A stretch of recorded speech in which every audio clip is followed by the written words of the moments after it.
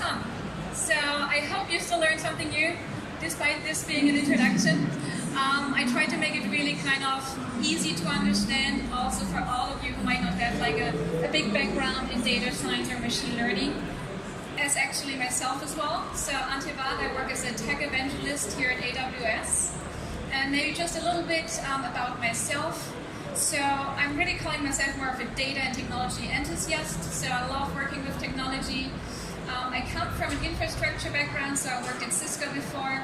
I also worked at NetR, so also like a lot of big data experience. And then in the recent years, in the last couple of years, I really got excited about machine learning and data scientists. So I call myself more a tech evangelist by day and data scientist, hobby data scientist by night kind of thing.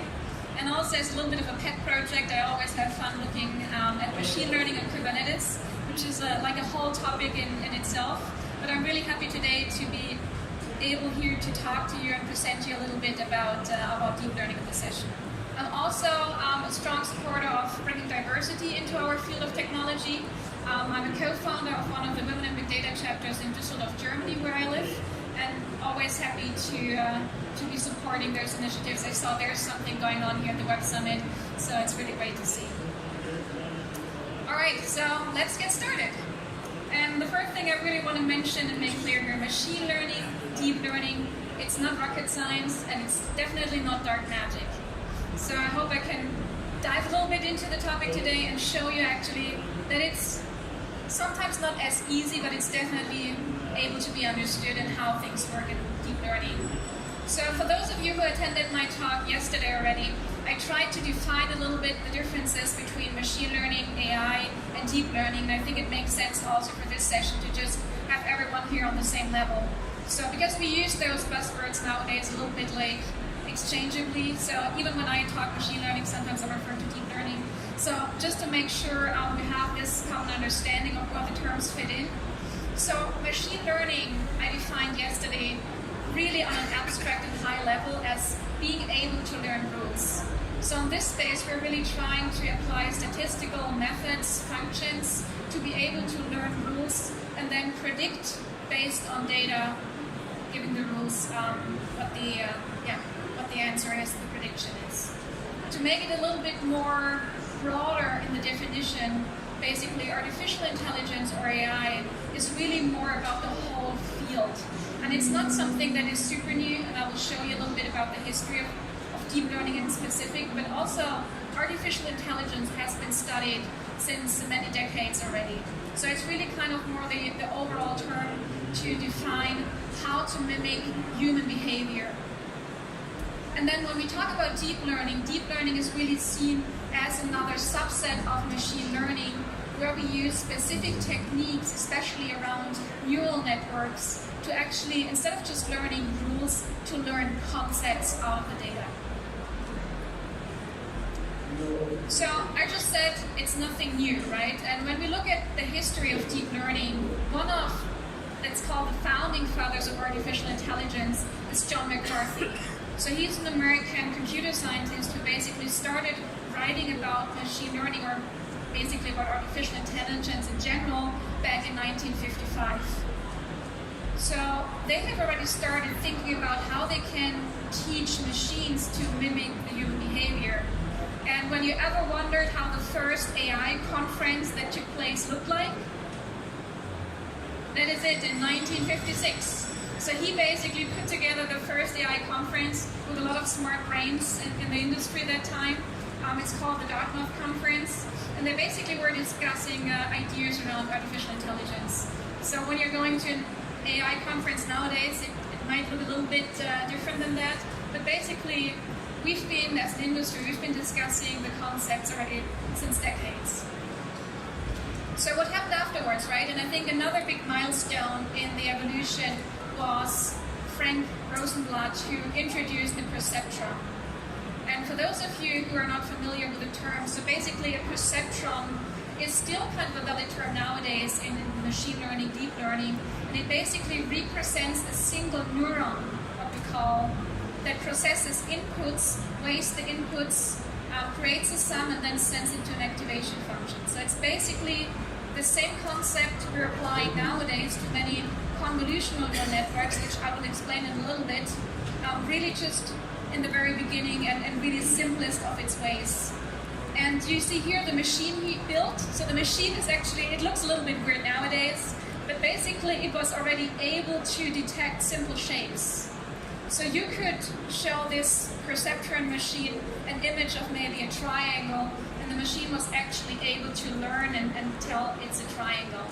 So it's amazing for me to see, especially when we see how much time and effort we nowadays still put into like training algorithms and training models.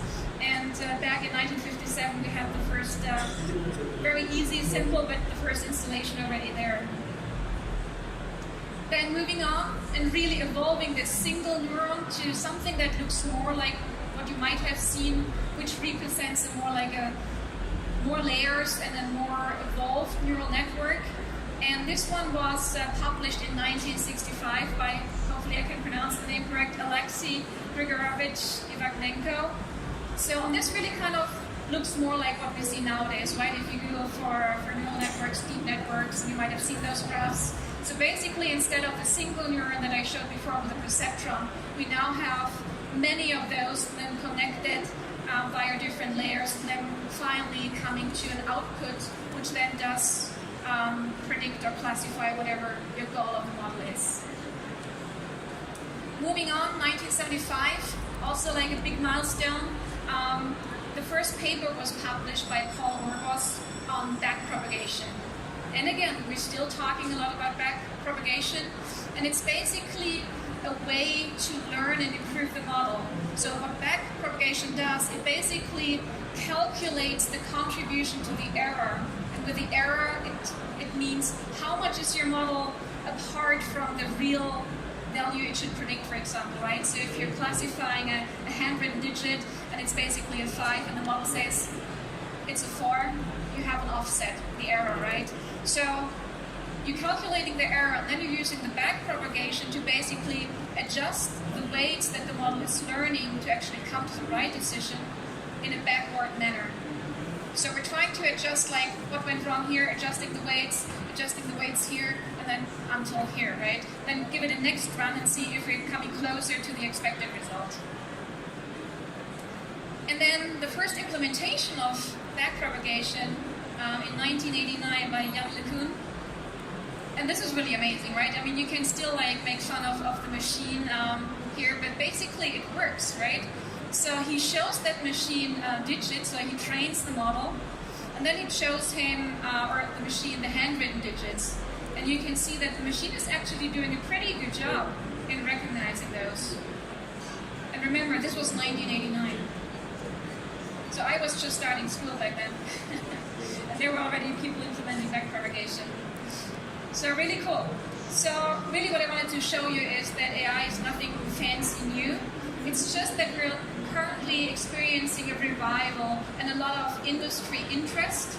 And with interest comes funding, and with money, obviously, comes a lot of people focusing and been able to do research and improve the space. So it's really what we're currently experiencing. It's kind of the advent of machine learning.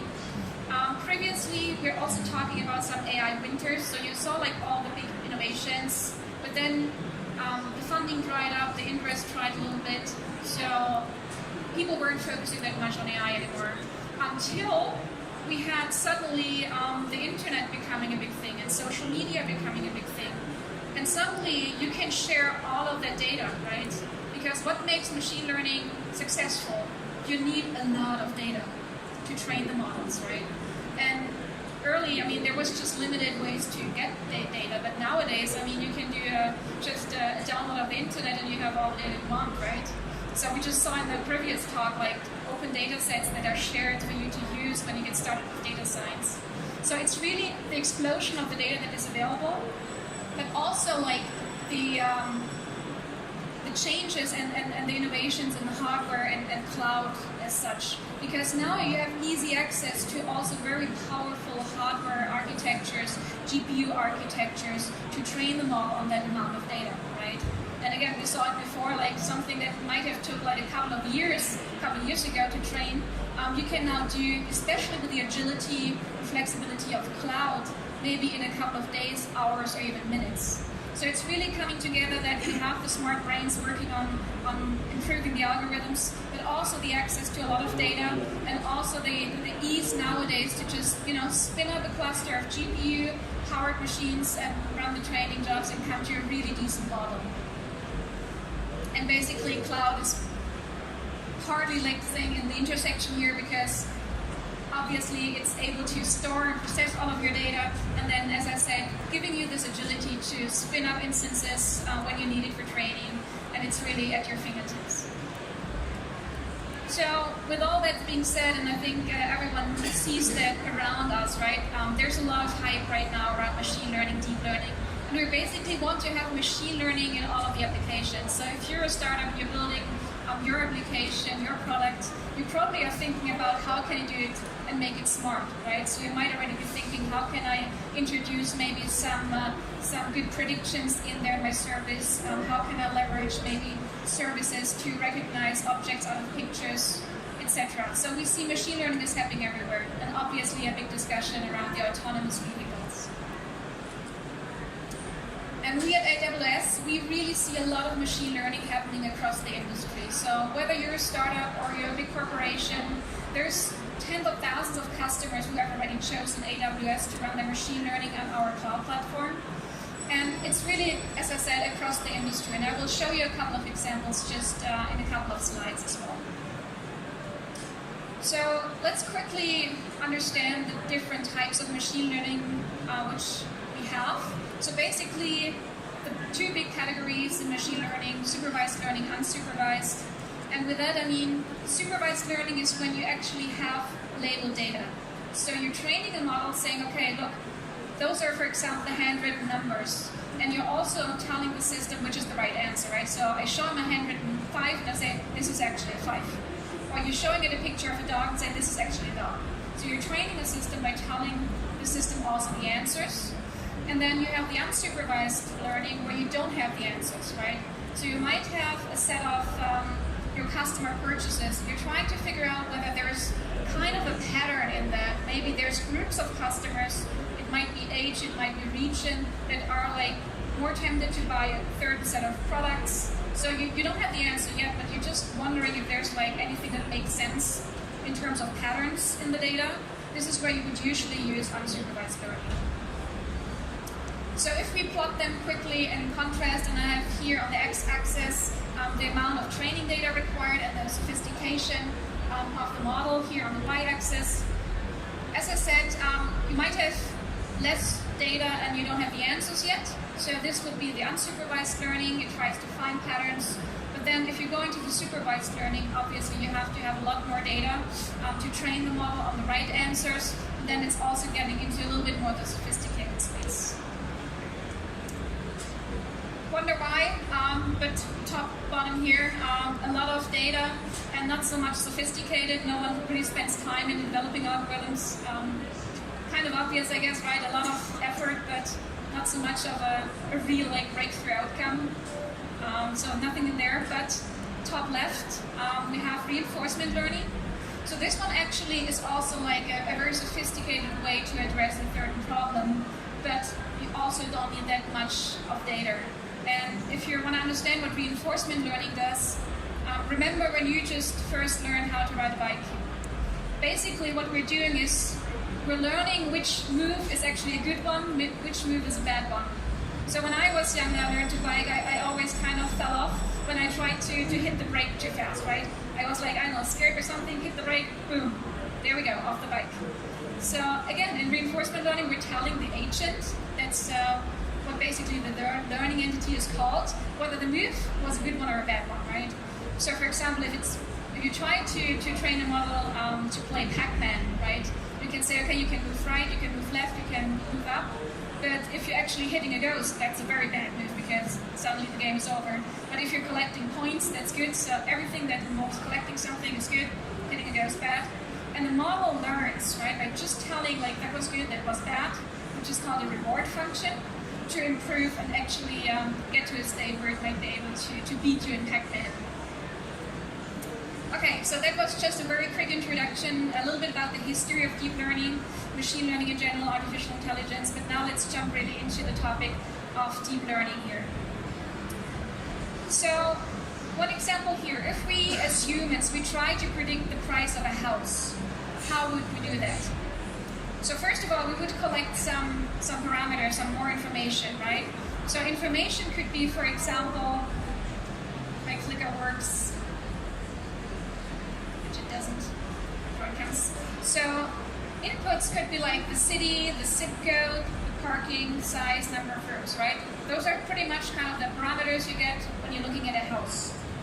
So to derive the price, we would actually try to classify that or like abstract that, right? So you would maybe say, okay, well, depending on which city and which neighborhood, I can tell more about the life quality. And if obviously better life quality, probably the house is more expensive, right? Also like parking and size of the house. So is it family friendly? Is it accessible? All those are kind of like abstractions we're trying to put together out of the raw input data, right? To then decide, is it a very expensive neighborhood and house, or maybe it's one that is more affordable. So if we're looking at how would a neural network do the same task, it's actually not that much different. So again, we would have our input features here on the left side, and we have an output which is tell me the price of the house. But basically what the neural network does, it discovers those abstractions, those features itself. Because that's actually, again, right, what we humans would do. Like, we try to find ways to derive to that price and find, like, what are basically the factors influencing that, what are kind of the combined features in here to come to that price. And if I show you a quick example here, that's kind of the hello world of machine learning, really. It's the AWS data set. For those of you who are working in this space, you probably have seen thousands demos around that, but it's easy to understand, right? So we have a data set of handwritten digits. It's called the AWS data set. And basically, some smart humans once put down the real numbers, so it's a label data set, it's supervised learning, right? So we have all the answers. And with that, we can train our model to basically recognize the numbers itself. So how does it work? So for a machine, obviously, we have to translate this to numbers, right? Back to bits and bytes. So when I pass one of those images, which is very small, 28 by 28 pixels, grayscale, you can basically represent the pictures here by the intensity of the color, right? So this is grayscale. So if there's black in the background, you would put a 0 in here, the grayscale value.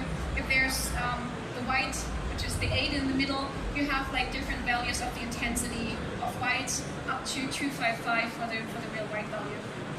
And then every pixel, so if you do 28 by 28, you get all of the pixels, and you can feed basically all of the pixels, 784, into your neural networks. That would be your input into the system, right?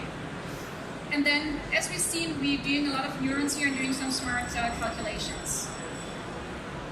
So once we have the input here, we're starting to build this model. So we have a couple of layers in here. And that's something you as a data scientist or machine learning engineer would decide on how you build that. So for simple tasks, you might have just one extra layer. For a very complex task, you might have like various of those layers after each other, right? So here's kind of the abstraction happening. So we're trying to find like what helps us to identify the line, right? Is it like you have a kind of a straight line here and a kind of a circle here? So we're trying to identify features here throughout that process and then make a guess here on what we learned. So in this case, the model still isn't sure, is it a 3, is it a 5, 6, 7? So we need to train more, right? So it's an iterative process. We keep training, we backpropagate the error, and then suddenly, if you're trained enough, you might come to a state where the model actually says, okay, this is a 9, and it's the correct prediction. So basically, the training process with the data is the task of minimizing the loss or the error. And in this case, I mean, it's obvious, right? So we know which number it should be, and we see how much it is off. So we use this backpropagation trying to minimize the offset, the error. Basically, backpropagation. So, and this is kind of, I think, the most mathematical slide I have on the deck, so don't get scared. we're getting like way more into the fun part after that one. So if you're deciding how can you optimize this error function, right? How do you do that? How does the model really understand, is it closer to the 9 or not? It's all math. So if you ever wondered in school, what the heck should I use all those math classes for in real life? This is it. And I was one of them. I always said like, well, you know, math is interesting, I like it, but tell me like a real life application. So data science, machine learning, all math. So basically, and this is a really good description here, what is stochastic gradient descent doing? So imagine you're on the top of a mountain, you want to ski down the mountain, but you have limited visibility, so you don't know which path is the quickest down from this mountain. And what you do, you just look at the little thing you see around you and say, okay, well, this looks like the steepest path down. So I take one step down here, and then I look again, okay, now this looks like the steepest down here. Okay? And this is what stochastic gradient descent does. It just like looks around, takes one step at a time in the direction, and the direction here is basically the mathematical function. And if you're trying to minimize the error function, minimizing equals finding the lowest point here, the minima, right? Like walking down the hill. So it's all mathematical. Math, it's not really dark magic. You have to understand a little bit of math, okay? That's the catch. But you can actually pretty nicely explain what's happening in the model process. So if you want to learn more, read about that one. It's coming up all the time. It's a very important concept, but basically it's the way how you can optimize. And then the step size, as I said, if you're walking down the hill, the step size is basically, if you've heard of the term, the learning rate. So it defines like how big of a step am I doing, right? Am I doing like a big step, or am I just like, a little bit scary and just like take small steps and then if I'm still in the right direction. Alright, so the big problem is there might be more than one valley before you reach the ultimate lowest point. This is what we call, there might be local minima. So if you see it here, I think visually it makes sense. There are like a couple of valleys before you reach like the real lowest point. And sometimes if you train the model, it might optimize and go down, but then it ends up in a local optima or a saddle point, and then it's kind of trapped and thinks this is the minimum, but there's like a real global minimum. So a lot of work and effort goes also into that optimization, how you can avoid that. And a very easy one is really to try to start from different places. So you retrain with different starting points and hope, by that you can compare and see if there's like really a global minima, and maybe a couple of them get stuck in local minimas. And there's also a lot of research and improvement being done with those, what is called the optimizers. So stochastic gradient descent is pretty much part of all of those algorithms, but they're different in a little bit like how efficient they are on your specific data set. And you see here a couple of those, all pretty much based on stochastic gradient descent, but a little bit more of an evolution. And you can see here that depending, again, on your data set, on your use case, there might be some of them that just perform better. So it's also a task to kind of tweak in the optimization of the model to find the right one that works best on your specific use case. All right, so we're done with the training. Whew, big part. So what we're doing next? So next we're validating, right? We want to see how accurate is our model. And to do that, out of this training data set, we keep data apart, which we're not training on, which is called the validation data. And we also have a set of data that we're later on testing in the final step. But validation is really like the in-between testing of data that the model has not been trained on. That is important, otherwise it doesn't give you some real-world insights whether you're doing a good job there with the model training. So you have the extra data validation set, might be 10% of the original one, 20%. And then you take your trained network after all of the process and you see what is the prediction at the end. And the epoch is really one run over the whole data set you have. And then you're looking at the validation accuracy. So how accurate are the predictions based on this unseen data?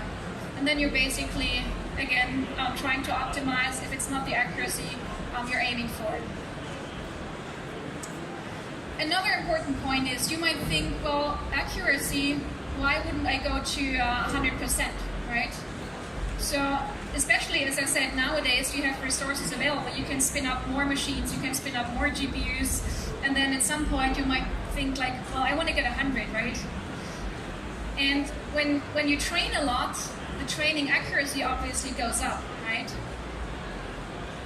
And also the loss function, which we're optimizing, gets down. So why wouldn't you shoot for the 100%, right? What you're gonna see is during those validation tests that the validation accuracy at one point starts to drop. And you might think, why is that, right? I mean, I'm training better. So basically what's happening here is you're getting in an area that's called overfitting. So you're training your model too specific on the input data. So it learns like maybe 100% to exactly say this is a dog when you present him like the image many times. But then if you present like a dog that's maybe, photographed from another angle, which he hasn't seen before, the model might think, well, no, because I haven't seen those pictures, so it's not a dog. So you don't want to be like too specific, right? You want to have a model that generalizes well, because basically as soon as you put that into a production environment, there is every second data coming in that the model has not seen before, right? So you want to stop early before you're getting like too specific to your data. So it's not worth, and it doesn't make any sense to achieve the 100 there, because then the model will be useless in production. So when you see that the validation accuracy starts dropping, this is actually, hope you can see it in the back, it says the best epoch down there. So this is basically where you would stop, right? When you see validation accuracy can be improved, but only until here. So this is the number of training runs, the number of epochs. You think, okay, that's a good one, right? Because if I go further, the model will be too specific to the training data. Okay, so enough math for today. Let's see the models in action. And deep learning has really become a very crucial and important tool nowadays. And interestingly enough, especially in the image and object recognition space, there was a paper published in 2017 that actually claimed that neural networks perform better than humans in image object detection. This might be a little bit scary.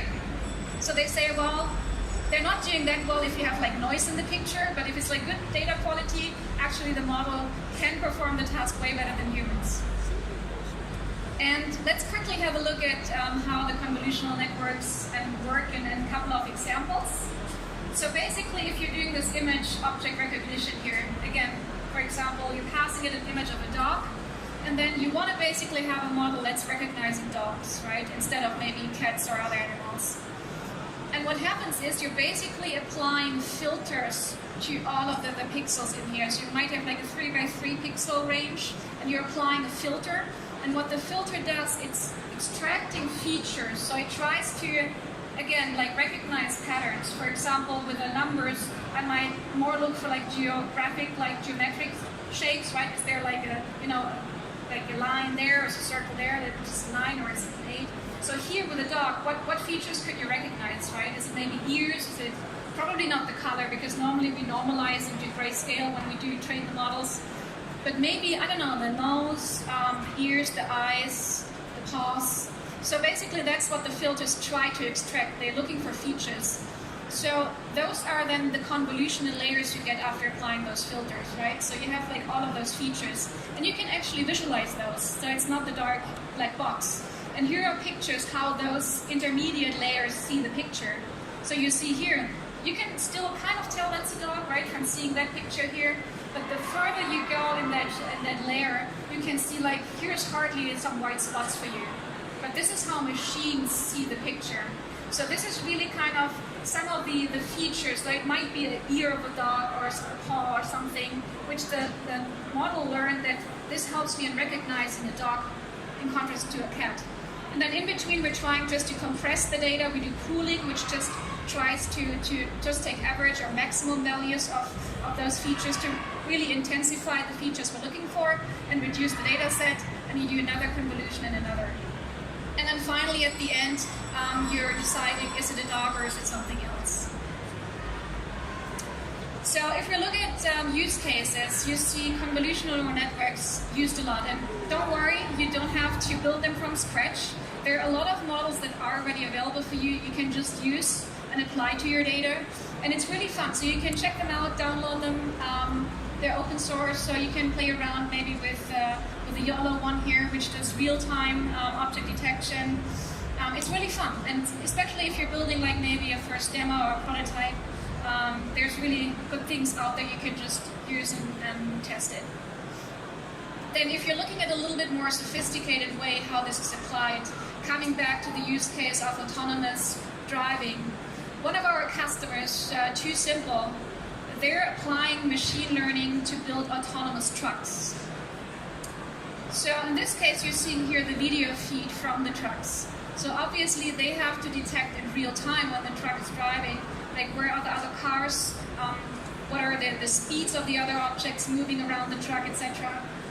And it's even a tougher challenge because obviously you also have to do this with bad sight, right? So in night or in foggy environments, you also have to be able to recognize, because if the truck is driving through night time, you still want to make sure you recognize the cars, right? So this might be a totally different way to train a model instead of during bright daylight. Another example from Too Simple is here to do more like segmentation, right? So in this case, to identify which is like the street level here, which is like in green, and then the rest of the picture, or you want to identify where are the traffic signs in my video feed.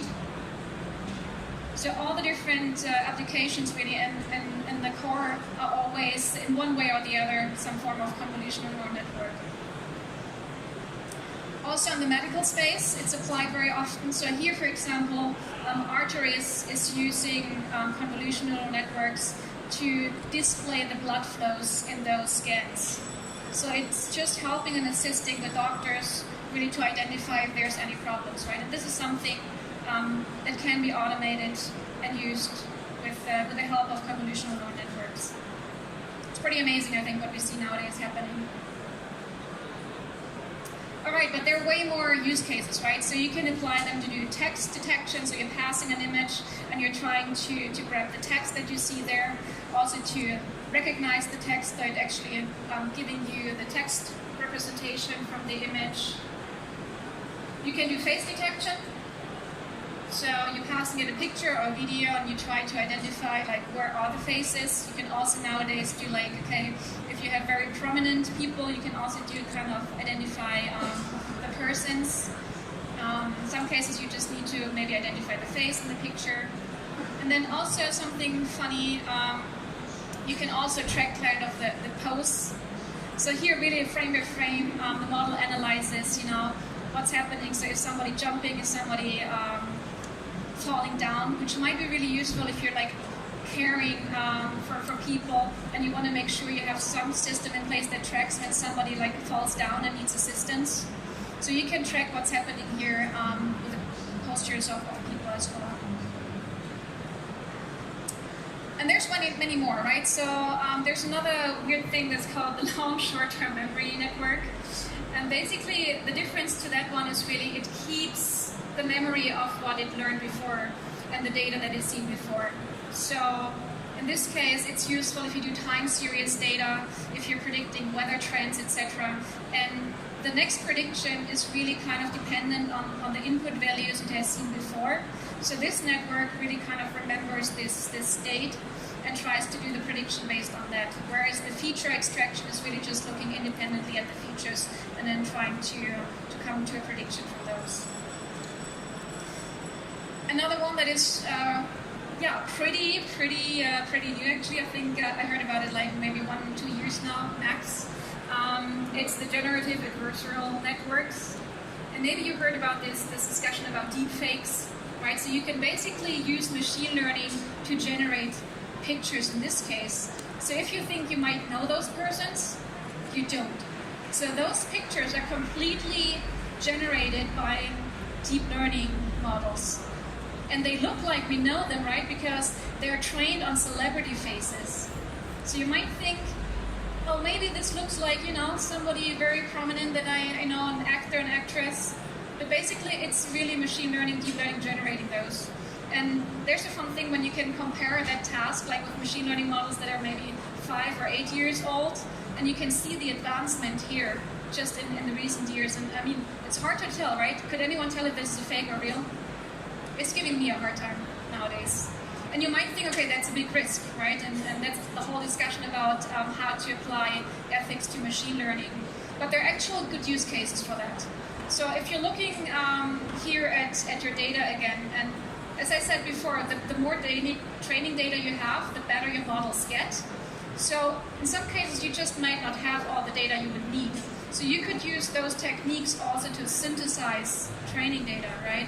So in this example, we have the input, which is more or less the label here. So street, cars, passengers. And you can use those techniques to basically synthesize the image. So you can create your synthetical data if you're not having enough data maybe to train the model. And there's many more. So I think use cases never stop. Every day there's something new. For example, you can give the model a sentence which describes a situation. In this case, a small yellow bird with a black crown and a short black pointed beak. And then the model takes the text and generates a picture, trying to match the description you gave it. And I think that's just amazing, right? So there's like a lot of use cases. Happy to hear maybe if you have some good ideas what you're building currently as well. So I want to also show you a demo. So I'm moving on here. And how do you actually build neural networks, right? So we heard a lot about the history. We heard about use cases, how the model works. But how can you really get started? And it's basically a couple of tasks, again, in machine learning, which you have to do. So first of all, obviously, you have to have data. You have to store it somehow. If you're doing supervised learning, you have to label your data. Then you have to choose the right algorithm, the right framework.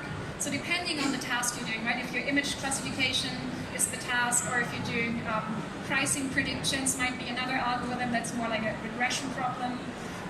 So depending on the task and the use case, you're picking the right model and framework. And then there comes the whole job of training, right? So you train the model, you tune it, as I said, with those hyperparameters. We saw like the number of layers of the neural network.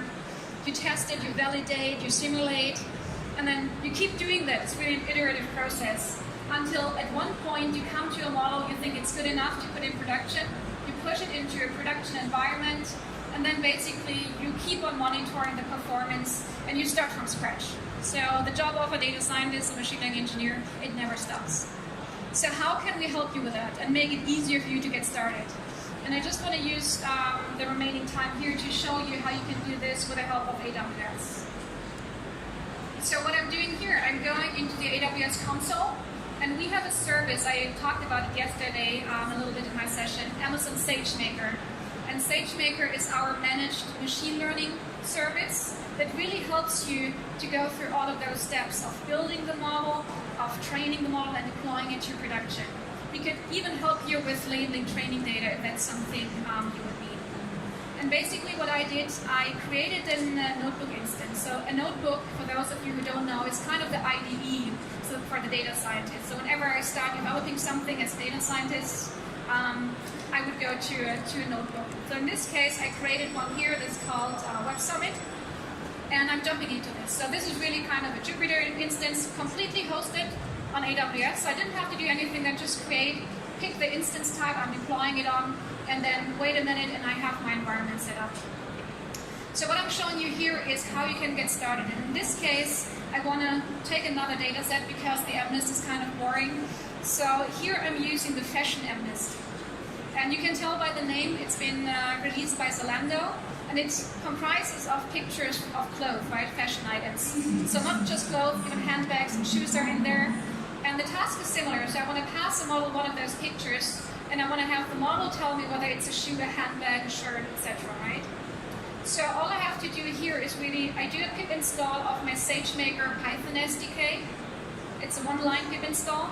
And then I can access out of this notebook SageMaker and can use all of the services there to help me build and train and deploy. So that's what we're going to do here quickly. So I'm scrolling down here. I'm calling the SageMaker API. I pass on the session context here, which I'm working on Also, I'm passing on my execution role, so I have the permissions that are right for this use case. And then I'm downloading the data set, right? It all starts with data. So in this case, I'm just saving the training data here locally. And then I'm uploading it to a bucket in F3 to make it available for SageMaker. So it's nothing really rocket science up to here. And then I want to start experimenting and training. So I want to show you quickly here is a model file. So let's say you want to do this fashion MNIST convolutional network. So at some point, you might have a data scientist in-house, or you are a data scientist, and you say, well, I'm good in this and I write my own code. So this is, for example, what data scientists would probably come up with to describe the model. So we're doing a lot of TensorFlow, Keras imports here. I'm parsing some arguments, the hyperparameters like the number of epochs, batch sizes for the pictures, etc. I'm splitting the data in the training and the validation test set. Then I'm reading and normalizing a little bit of the pictures, make sure they're in the correct order for my framework. So that's really something a data scientist would do. Or if you're a hobby data scientist and you just Google for good code and you use. And then basically you're building the model, right? So in this case, for those of you who are familiar with Keras, I'm building a sequential model here. And you see here I'm creating those convolutional layers, which I explained earlier, right? So the first block, the second block, so I do 2 layers. And then I have the last fully connected block, which basically then flattens the values and gives me the last prediction. Again, this is something a data scientist would do. I just want to show you that it's also easy to still write your own code and bring that onto SageMaker if you want to. And what I'm doing here, I'm just running a simple Python command because, hey, the model file is a Python file, right? So I can just execute that from anywhere. It could be my laptop. I'm calling Python, I'm calling the file and saying, okay, epoch 1, so it runs one time over the training set. And as I deployed this notebook on a very small instance, and basically my laptop in this case is the notebook instance. It's executing on this, it's a T2 instance, so it's one of the smaller ones. But basically it runs the job here, right? No SageMaker involved, other than the notebook that is hosted. But I'm running my own code. The model is being trained, and accuracy is not too good, so I had 77% accuracy. Could be better, but hey, right? It's the first run. Okay, so now I want to bring this to SageMaker and see where AWS can help me with. So what I'm doing here in the first step, I'm, again, importing through SageMaker the TensorFlow libraries. And those are already optimized libraries for AWS, and they're optimized to run on a specific target infrastructure. Again, here for the instance type, I could also say run local. So local means I run on the instance I'm currently executing. So this again would run on this notebook instance locally, but in different to the first run, this one now uses the TensorFlow optimized libraries that we provide. So performance might be already better. I'm passing a couple of parameters at epochs, and then I'm calling the fit function. And this is something you're familiar with if you're doing machine learning. It basically starts the training. So I'm passing the path to the training data, validation data. And the output is a little bit different here because, as I said, we're using our TensorFlow libraries, but basically it runs the same job. And if I scroll down here, you see the model summary again, and the epochs, and in this case 73%, okay, so the model code is not the best one, or the training data, but not too bad. So what happened here is basically I ran locally here on the instance, but I used the optimized libraries. Okay, but now, hey, we're on a cloud, right? So I want to leverage the power of the cloud, not run on the local instance. So what I'm showing next here is basically how you can use the same line of code. So again, I'm creating this TensorFlow model. I'm giving it this Python script, which has actually the training code, which I wrote. But now I say train instance type is a P3.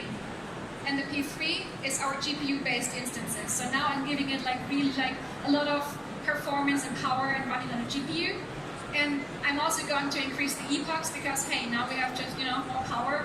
So run the same job, but do it 20 times over the data set. And you can set a lot of the other parameters here too. I'm calling the same thing, and now I have to scroll down here because 20 epochs generate a lot of output.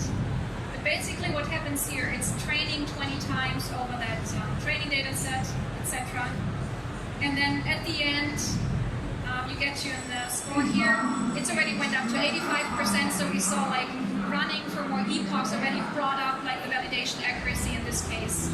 And what you can also see here is, when I scroll it up a little bit so one from back can see, basically you also get the training seconds and the billable seconds. So what SageMaker did in the background, when you said train on one GPU instance, it created the instance for you, deployed the script, triggered the training job, and once the training job is done, it also shuts down and deletes the instance. So you're only getting billed for the actual seconds that you did the training, right? So you don't have to be scared if you're running, kicking off the training on a Friday, you leave for the weekend, you come back on a Monday and think, gosh, have I shut down that instance? It's been taken care of, so it only runs for the time you're doing the training job. And then basically you're pushing that to production if you say, okay, the model is good enough. So again, you're creating a so-called endpoint. Here I just give it a timestamp as a name, and then I'm calling on the model the deploy function.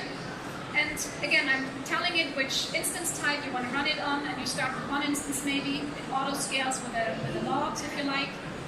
And here I'm deploying it on an M4 instance. And again, SageMaker does all the heavy lifting in the background. It creates the instance, it deploys the model onto that instance, and gives you an inference endpoint you can call via an API to get your predictions. And this is what we're doing here.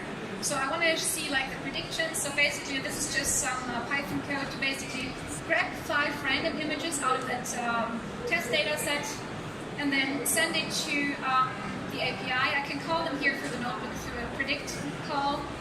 And then you get here the predicted labels on just 5 random images. And you see there's a little bit of a glitch, but it did okay, right? For 85%, so 07065, there's a 2 in there, but well, right, for the easy first task.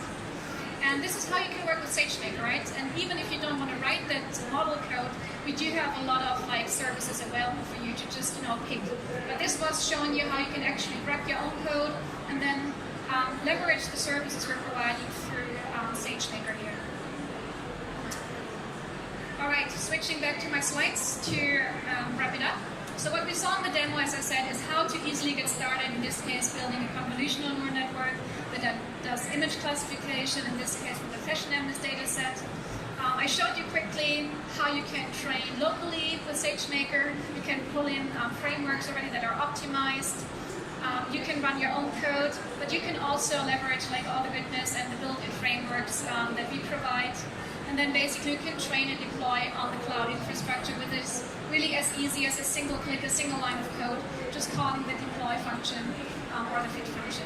And I shared here the links to GitHub. You'll all get the slides, so don't worry. You can look it up afterwards. So where to start really, right? So I showed this yesterday as well quickly in my session. So we do provide you with a lot of options. So the demo I just showed you was basically using a Jupyter notebook, which was offered and hosted through that managed service Amazon SageMaker. So it's really easy to get started. You don't have to deploy it yourself. You create a notebook as the environment, and then you can get started here. We do provide built-in frameworks and algorithms you can choose from. Then if you don't have that knowledge and you want to go like just consume a service, and I think we had a couple of talks here already throughout this week on the high-level services. You can use, for example, here our vision services that detect objects, people, faces, text-to-speech, speech-to-text. We have language translation, chatbots, forecasting, predictions. Those services are ready to use. So if you're building your own service, your own product, you can just leverage those services, and you don't have to have like any coding or machine learning background. On the contrast, for those of you who are in the space and have a lot of knowledge and you want to do your own thing, right? You can also obviously grab and leverage the infrastructure choices we offer, like if you need GPU-powered environments, etc. You can use still frameworks when you're optimizing for the CPU and GPU architectures. But here's really when you want to go do your own thing, customize a lot. You have the knowledge, you know what you're doing. Feel free to just grab what you need. And the higher up the stack is really the easier for you to get started. And with that, I'm coming to an end for this session. And my only ask is really to start building. It's fun. Even if you don't have that much experience maybe in deep learning, we make it easy. We hopefully make it easy for all of you to get started and build exciting products. And let us know, right? We're always happy to hear about your use cases, your challenges, and let us know what we can help you with. There's one link in here where you find more resources, but obviously we're here in the booth already, just across here from the stage, and happy to chat with you about your machine learning, deep learning use cases. Thank you very much.